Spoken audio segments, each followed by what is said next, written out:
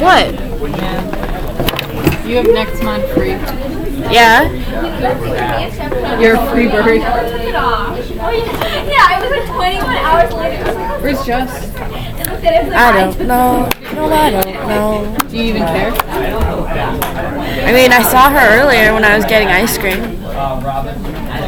Oh yeah, I got ice cream, by the way. It was for charity. I'm proud of it. Was it for charity?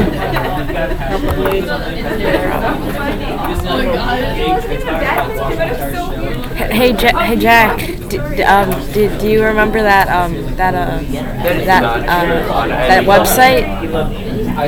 No. It was like click something. Clickhole. Click cash. By the same people who made the Onion. What if is cash ever not free? Like, do you ever have to pay money to get money? Isn't that how finance works? Jack, no. Insert memes. Interest. Because when you borrow money, you got to give more money than you borrow. Sierra, Jacqueline, Here. Eden, October, Amy, Teresa, Thomas, Catherine, Eden, Here. Diane, Tommy, Jessica, Lucian, Sohail, Oh, she's over there. Derek, Colin, Sybil, Henry, Amanda, Here. Eunice. By my estimation, 2 of you need to take the quiz yet. And for that reason, I'm not going to hand back the quizzes, although I did put up grades. You'll notice that some of you were not quite where you probably wanted to be. And so what I've done is, until I have a couple more grades in there, you're all sitting on like passing grade right now. So if you're one of those people who missed the quiz, make sure you come and make it up like promptly. Because not only is everyone else waiting to get the quizzes back, but you are also not having it.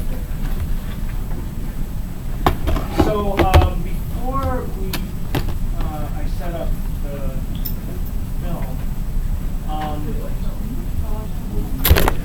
before we do that, you might remember you have a second paper that I've mentioned to you a couple of times. I want to give you some things you need to know about that.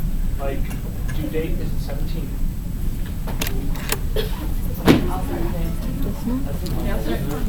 Yes, it's a Monday. That is correct.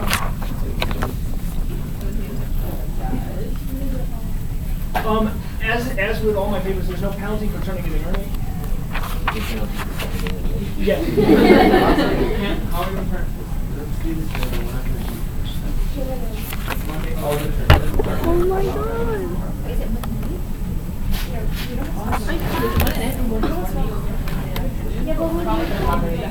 What difference does it make? Anyway, so here's the next thing you need to know. So you might remember last time I had you tell me what you were going to be writing about, and I asked you for sources. This time I'm going to ask, there are 3 things I'm going to ask you for. One is, I want to know which of the prompts you're going to be writing about. I want to know 3 specific quotes that you will be using from sources. Okay, so I don't just want the sources, I want to know specifically what from them you would use to defend your position. You need at least 3. And finally, before this paper is submitted, somebody in one of my classes, so either this section or the earlier section, needs to read your essay before you actually turn it in. Yes.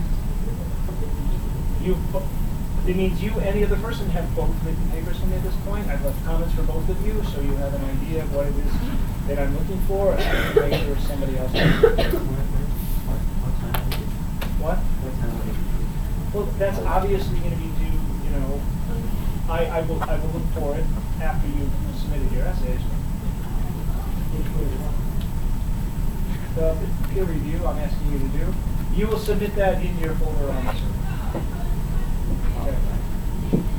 So the comments that you make, you will share with the person, but you will also post it in your folder on the server wherever you find it. Okay? That's why it has to be somebody from one of my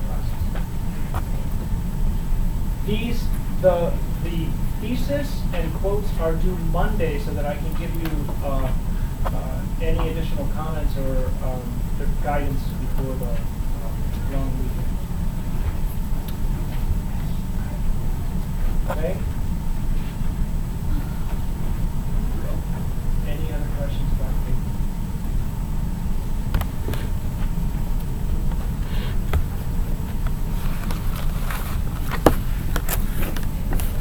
All right, then.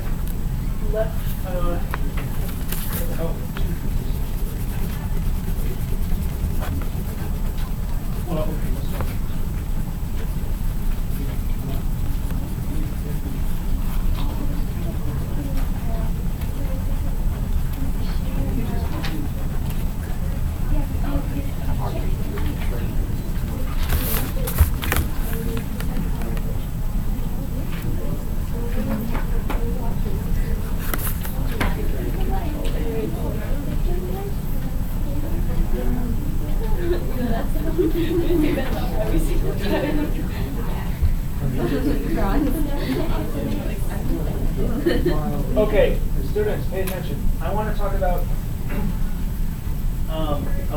the war itself very briefly, using this PowerPoint that was put together by one of the U.S. Army Training Academies. If I were to plug it in, it has sound fonts. I find them kind of cheesy, so they're kind of silly, and then they detract from what I'm trying to do. But that's what happens when you have like really people who are very talented. So, and I guess a lot of research. So there are going to be two fronts, what's called the Eastern Front, which is here, the Western Front, which is here. There are other things happening off in the distance, like Texas, which goes on.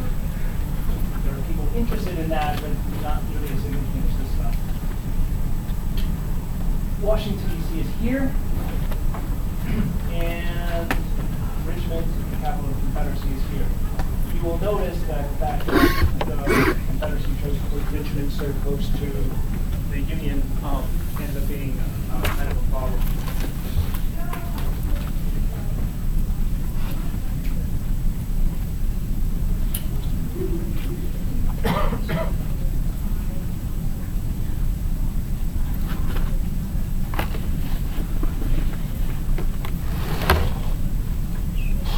Among other things, these are going to be two massive armies all there in Virginia. The other thing you might remember from our bar graph with resources, you know that the North has the advantage in every possible way.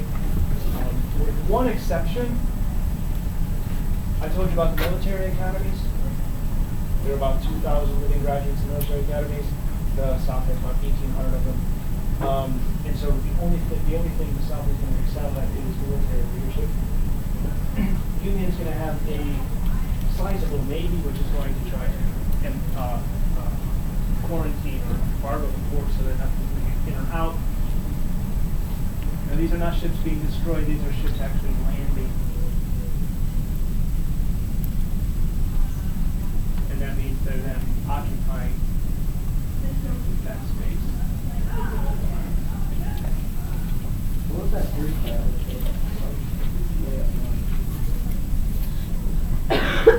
There's a, it's given several names. There's a guy whose house is actually on the property there. And the family used to say, because the first battles actually fought there, but the treaty at the end of the war is also signed there. And so, what's that? Yeah, well, so he actually he claims that the war started in his front yard and was settled on his front porch, and it's actually true. The whole thing kind of is almost as if the whole thing revolved around. So the Western in Virginia.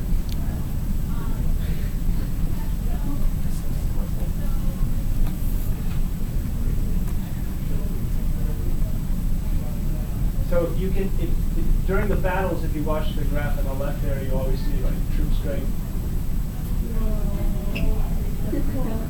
The movements, if you're in the back of the room, you can't see. These are actually railroad tracks. And so when you see this kind of movement, what you're seeing is this is the use of the railroads, which you also might remember the Confederacy is at a disadvantage.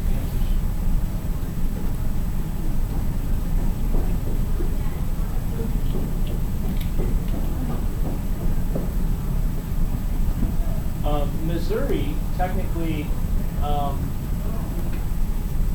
didn't join the Confederacy, but there was a lot of unrest, and at one point, actually, the Union Army actually has a military occupation in Missouri, and then there's a kind of rebellion against the military occupation.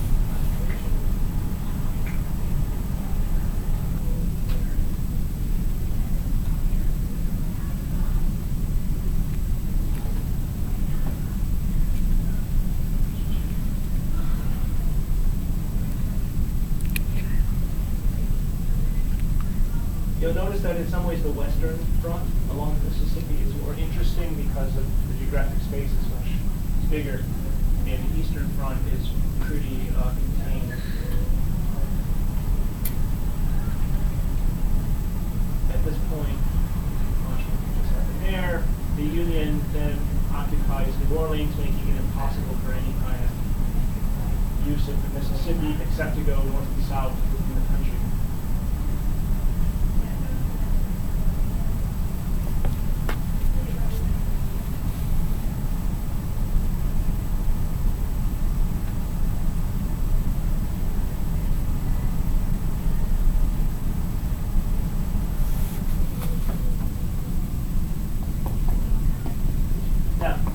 The end of this occupation here, this control of the Mississippi, is at Vicksburg. There's an earlier map I showed you. The center of cotton in the south at this point is around Vicksburg. So Vicksburg is, if you can control Vicksburg, you can cut off the export of the cotton and therefore the source of money that the South is using in order to buy weaponry from other countries. Remember, that was Hammond's whole thing. In Vicksburg is central to that.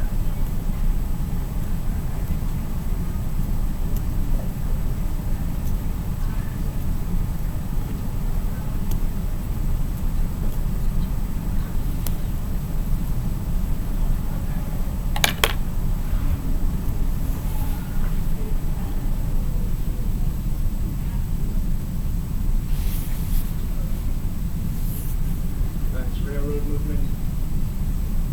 That indicates intent. So that means what?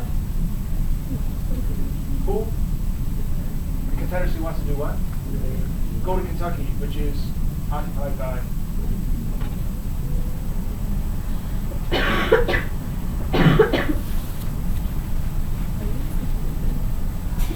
I'm not related to that, sir.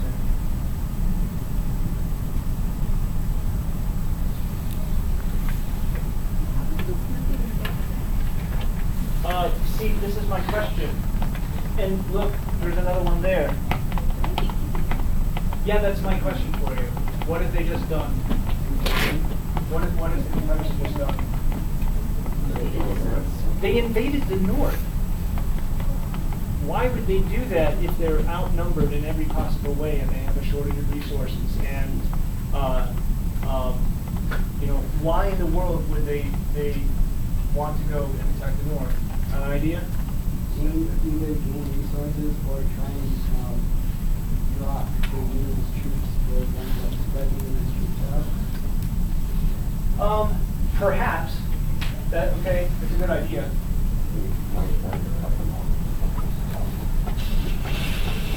Again, I suppose that might be possible if they had a larger military. Intimidation. Huh? Being troops in Kentucky. No, the Kentuckians don't like slavery. That's why Kentucky, for the most part, wasn't sympathetic to the Confederacy. I mean, there was slavery there, but a lot of these people, they don't necessarily have a whole lot of sympathy for it. Didn't they need to prove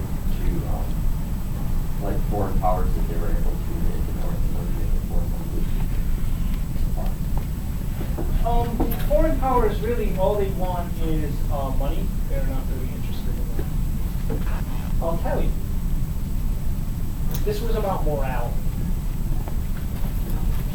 Let the troops go into battle so that they feel better about the battle. The problem is, these people are already outnumbered, and so sending them on a suicide mission, I mean, question, how good do dead soldiers feel about the situation? So what good is morale if you get all of your troops killed? And why did they do that? Because 1,800 of them trained in the military academies learned that that's what you do to protect the enemy. Big mistake.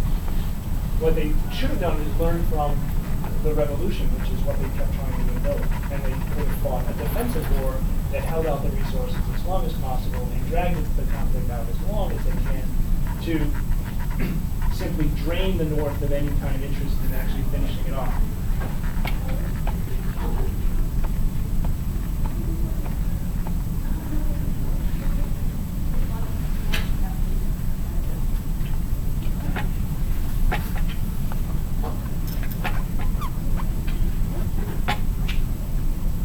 So here it comes. That was a huge wasted effort.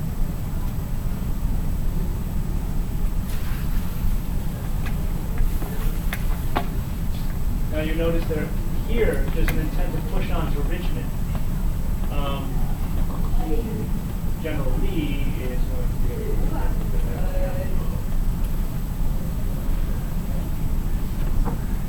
and so the Battle of Fredericksburg says, look, you don't move on Richmond.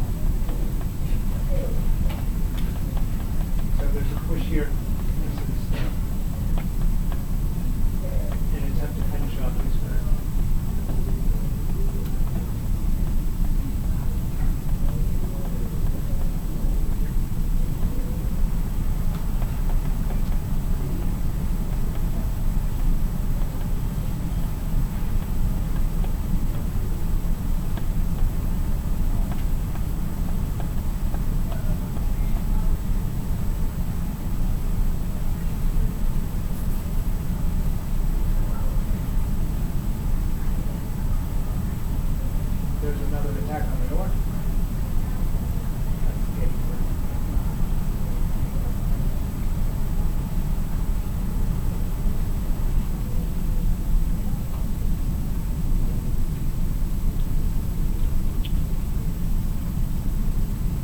And you see the Western Front, they've just now taken control completely of the Mississippi River.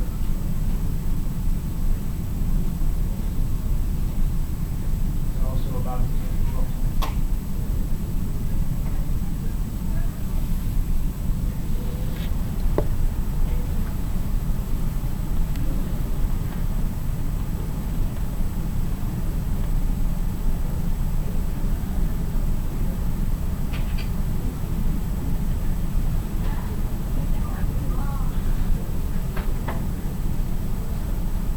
So Tennessee now occupied, and you'll notice Sherman, most famous movement for the whole war.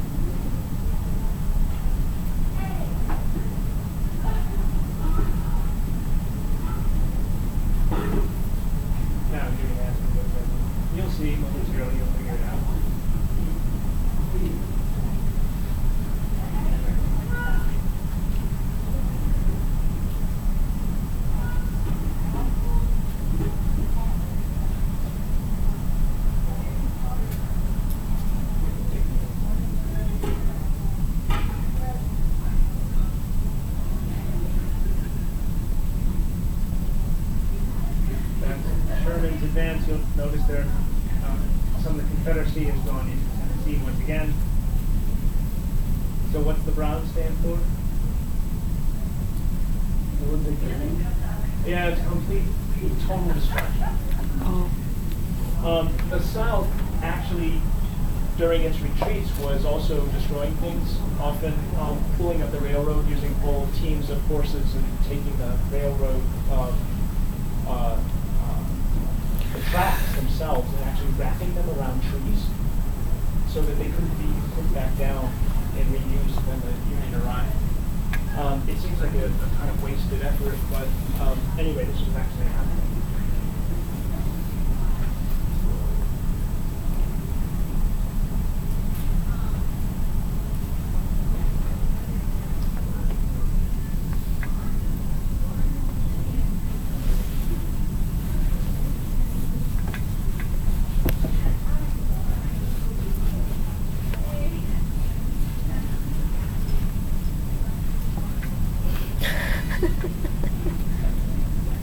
Well, it's from the U.S. Army. Union restored. Now, there's one other thing I need to show you. You can see how this all plays out. Strategically, I told you the eastern and western fronts. War actually really happened to the west. Sherman's big march. Some of there will be references to some of these things in the movie.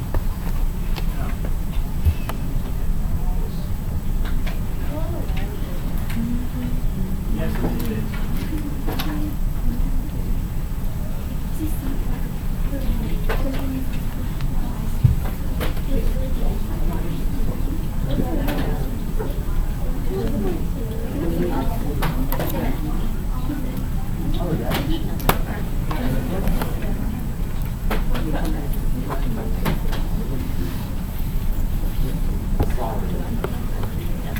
So, one of the things that we'll see in the movie that's also important to the war is this issue of emancipation. You might remember I mentioned that before the war is underway, Horace Greeley, who's the editor of the New York Tribune, is sympathetic to the abolitionists. He wants to just let the South go and avoid a war in the first place. Lincoln writes him a letter in August of 1862, and there's a very famous letter that he writes. Okay? This is typical Lincoln. He's typical up until this time. He says, "My paramount object in this struggle is to save the Union, and it is not either to save or to destroy slavery. I can save the Union, if I can slave, I will do it. And if I can save it by freeing all the slaves, I will do it. And if I can save it by freeing some and leaving others alone, I will also do that.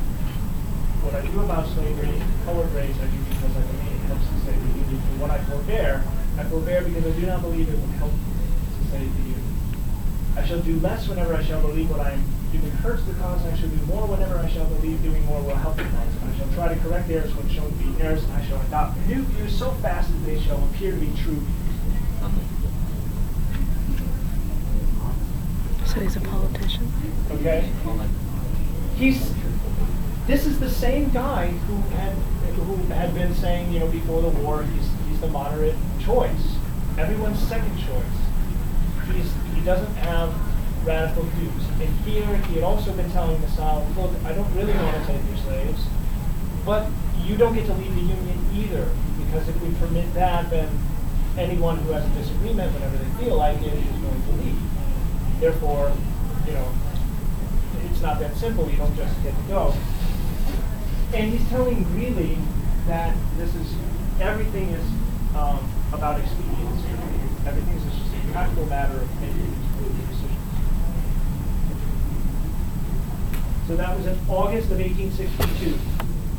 Within 6 months, he will issue the Emancipation Proclamation, which said, when you look very carefully at the language, all persons held as slaves within the rebellious state are and henceforward shall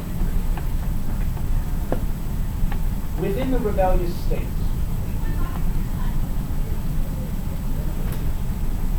How many people does he actually free?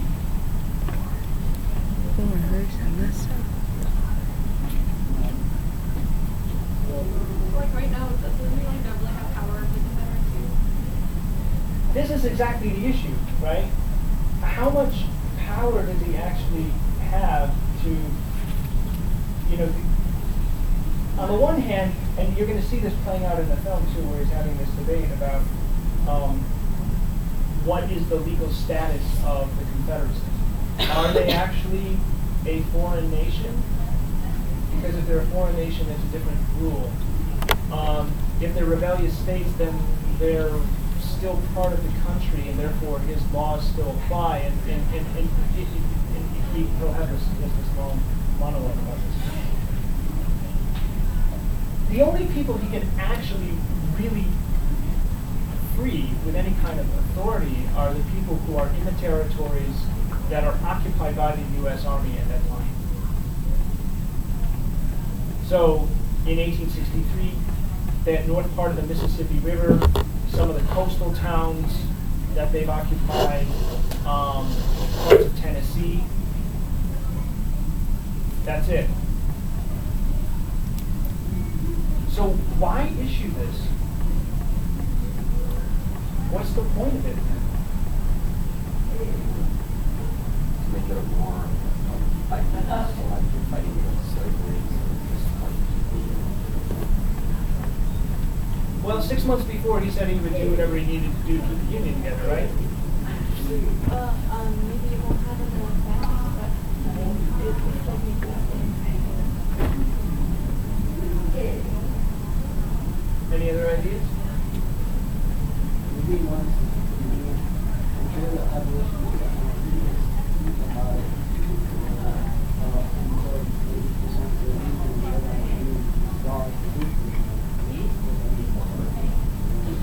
So he's expressed agreement that whatever he does is going to be political. So we should read this as entirely a political wartime movie. But it also has a consequence. It doesn't free very many people. He could have done any number of things, right, if he's going to make a political statement. What does this one actually do, other than upset the Confederates? Do they comment later that other people Christians or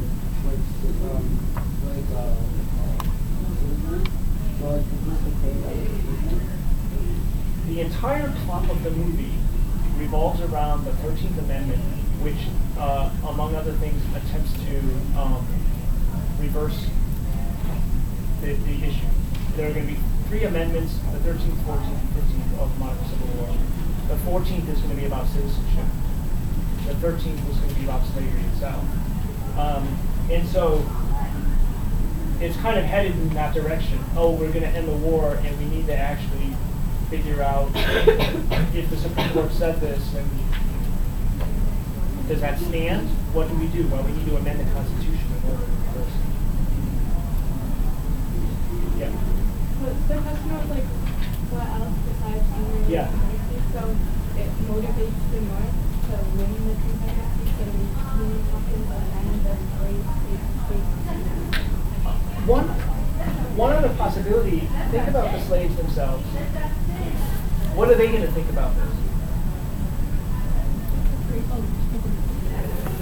The slaves who are in the South. What's their reaction to this going to be? Where is the nearest occupying army? So none of them are going to work. They're going to want to escape. This is like an invitation to not, continue things going, because now it's officially taking a short time ever. So does it actually free anyone at that moment? No. Legally speaking, though, it does have this effect. The people will see this, and of course he will have the abolitionists on his side for having done it. Spoiler alert, Lincoln does get killed in April of 1865, which means that the war isn't actually finished at the time of his death, although it's coming down. As you might expect, that's also going to play into the film.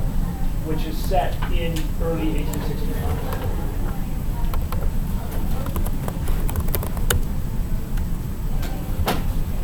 What movie was it on?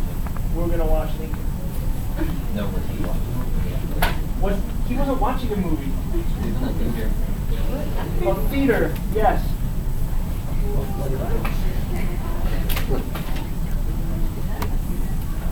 Oh, I'm sorry, Josh, to answer your question. He was watching Abraham Lincoln Vampire Slayer. Oh. It was on that night at the theater. Was it IMAX? It was IMAX 3D. Yeah. Oh, okay. That's how you do the studios. It was what?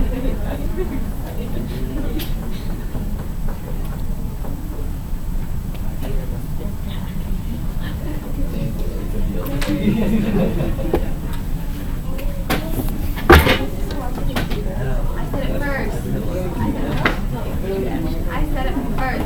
Fine.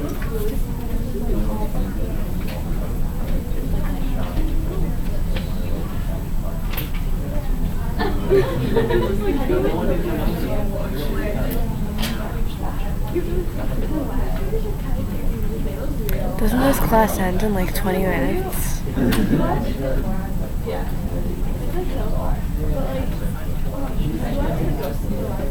All right, I need you to pay attention. It's going to take me a minute to set up. Who's that little kid on his lap? What's what? He's saying this. Oh yeah, can someone grab the light, please? Yeah, here. I'll be back in a little bit. I know, that joke never gets old. I can grab them or show them.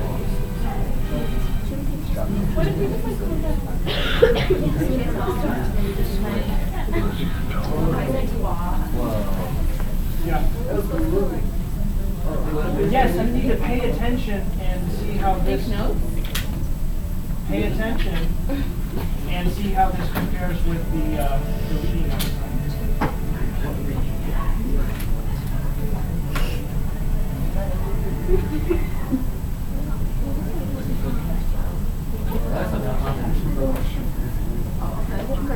We're only going to watch a little bit because the other class, I had all kinds of technical difficulties.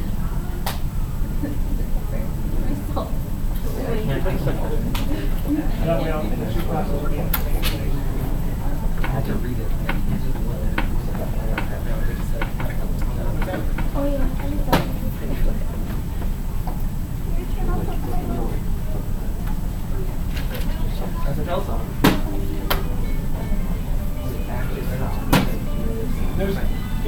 It's going to open with a battle, and then there's going to be this opening sequence where you see Lincoln talking to the soldiers.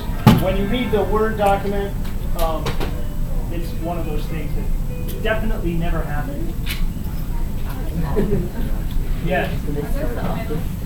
What? Are there subtitles? I can flip them.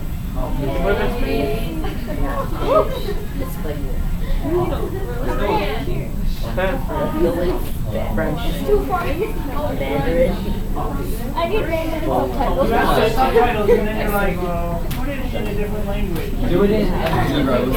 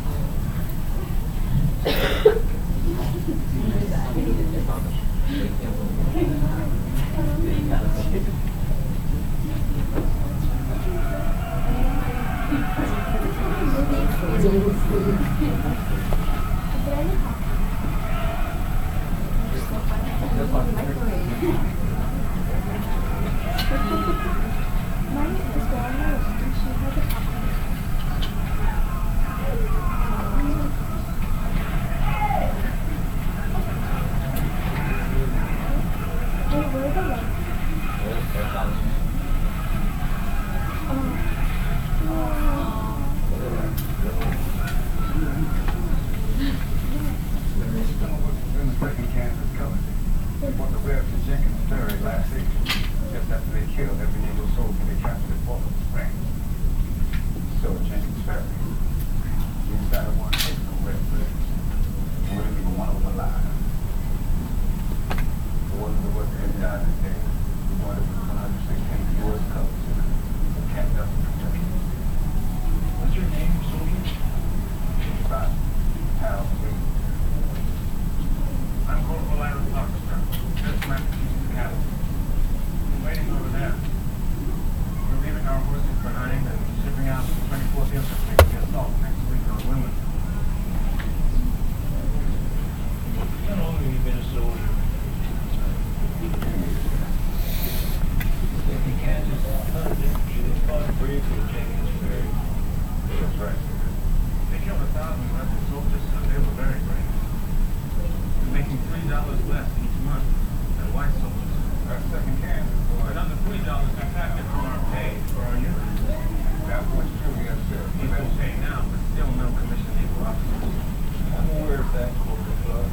Yes, sir, that's good that you're aware, sir. You only You think the woman can attack? Now that white people have accustomed themselves to seeing Negro men with guns fighting on their behalf, now that they have tolerated soldiers getting equal pay, maybe in a few years they can abide the idea of Negro lieutenant and captain.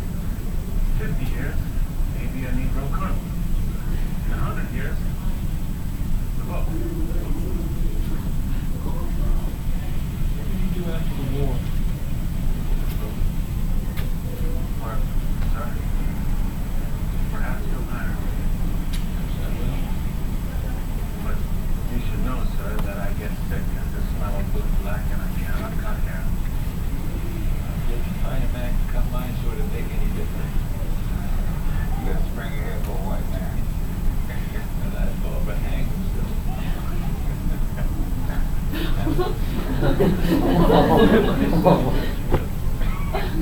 Not true. It's true he had a good sense of humor. We saw the red. No, we didn't find that. We signed up last month. We saw him 2 years ago at the cemetery. Damn. Hey, how tall are you? Gee, shut up. Did you hear what I said? No, sir, not much. It was 407 years ago, our fathers brought forth from this continent a new nation, conceived the liberty to dedicate to the proposition that all men are created equal. Good. Thank you. now undertake the great Civil War testament of that nation or any nation so conceived and so dedicated can only do it. We met on a great battlefield that one. Good, thank you. We come to this As a fun reference, it's a lot of sadly, his uncles, they died on the second day of life. I know the last part. It is rather. Let's go find your company. Thank you. God bless you. God bless you.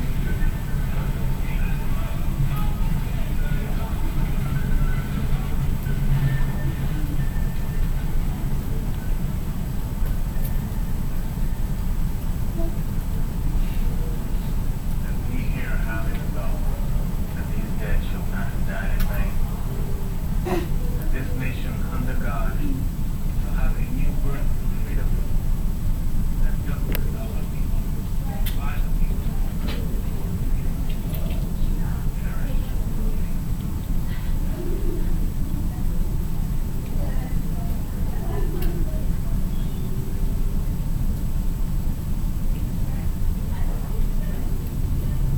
So that's the opening sequence. Nobody would have known the Gettysburg Address at that time, and they certainly wouldn't have memorized it. But they're trying to set up the character and